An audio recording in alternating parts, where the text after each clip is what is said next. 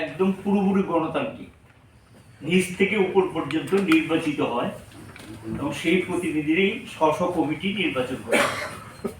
এবং এখানে সর্বসম্মতিক্রমে রাজ্য কমিটি গঠন হওয়ার পর কমরেড জিতেন চৌধুরীর নাম প্রস্তাব করেন মানিক সরকার, এবং সঙ্গে সঙ্গে আমরা বলেছি আর কেউ সেক্রেটারি হতে চান কিনা, না, সকলে একসঙ্গে এক ঐক্যমতের ভিত্তিতেই সর্বসম্মতিক্রমে জিতেন চৌধুরীকে পুনরায় রাজ্য কমিটির সম্পাদক হিসেবে নির্বাচিত করেন। অনুরূপভাবে সেক্রেটারিয়েটও, যেটা আমাদের নিয়ম হলো নতুন সেক্রেটারি তাকে দৈনন্দিন কাজ থেকে আরম্ভ করে বিভিন্ন কাজে সহযোগিতা করার জন্য একটা সম্পাদক মণ্ডলী তৈরি হয়।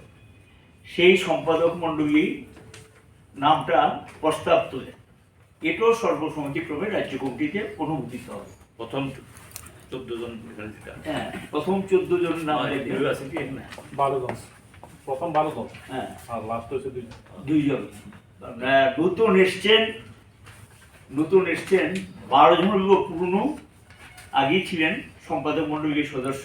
নতুন 2 জন এসছেন, একজন হলো গিয়ে শঙ্কর প্রসাদ দত্ত, আরেকজন হলো গিয়ে রতন সাহা সোনামুখা। এই 2 জন নতুন এসছে, এই নিয়ে 14 জন। আগে ছিল আমাদের 16 জন। আমরা যেহেতু বিভিন্ন স্তরে কমিটিগুলো ছোট করেছি, এই ক্ষেত্রেও আমরা 14 জনের সেক্রেটারি করেছি।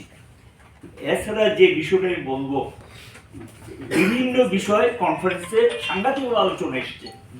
রাজ্যবাসী কতগুলো সমস্যা আছে, এগুলো নিয়ে আমরা রাস্তায় নামতে চাই এবং জনগণকে ঐক্যবদ্ধ করতে চাই। এই ধরনের 9টা প্রস্তাব আমরা গ্রহণ করেছি, এগুলো নিয়ে আমরা রাস্তায় নামার সিদ্ধান্ত নিয়েছি। একটা হলো গিয়ে আমি বলছি, যেটা জাতীয় শিক্ষানীতির আড়ালে পরিকল্পিত গেরুয়াকরণ প্রক্রিয়ার অঙ্গ হিসেবে রাজ্যে সরকারি শিক্ষা প্রতিষ্ঠান বন্ধ করা, বেসরকারি প্রতিষ্ঠানাতে তুলে দেওয়া চক্রান্তের বিরুদ্ধে রুখে দাঁড়ানো। 2 হলো রাজ্যে ক্রমবর্ধমান নারী নির্যাতন, ধর্ষণ, খুন, পাচার রোধে ব্যাপক জনমত গড়ে তুলুন এবং প্রতিরোধ গড়ে তুলুন।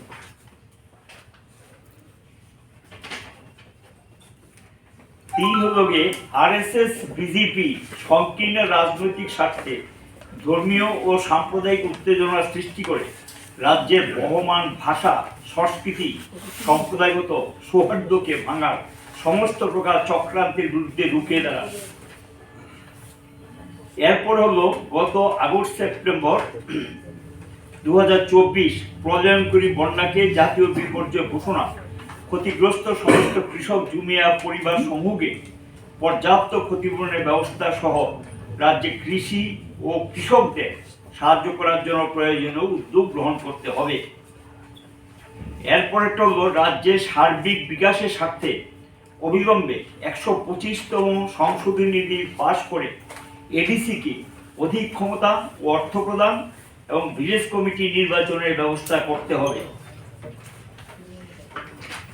তারপরে যে প্রস্তাব এসছে, অবিলম্বে রাজ্য সরকারের সমস্ত শূন্য পদ স্বচ্ছ নিয়োগ ব্যবস্থার মধ্য দিয়ে পূরণ, আউটসোর্সিং বা চুক্তি প্রথায় নিয়োগ বন্ধ করতে হবে। তার সাথে 10 বছর ও তার বেশি সময় ধরে অনিয়মিত কন্ট্রাকচুয়াল ওয়ার্কার, জাতীয় স্বাস্থ্য mission, Rega, Sarvashiksha, pump operator, part time worker, DRW হিসেবে নিযুক্ত সমস্ত কর্মীদের নিয়মিতকরণ করতে হবে। তারপরে যে প্রস্তাব এসছে, আশা, মিড ডে মিল, অঙ্গনারী কর্মী, সহায়িকা যারা আছেন এবং তাদের বিভিন্ন প্রকল্প কর্মী যারা আছেন, সকল প্রকল্প কর্মীদের ছুটি, চিকিৎসা ব্যবস্থা, বোনাস, ন্যায্য মজুরি, পেনশন সহ সমস্ত ধরনের ন্যূনতম সুযোগ সুবিধাদি বন্দোবস্ত করতে হবে।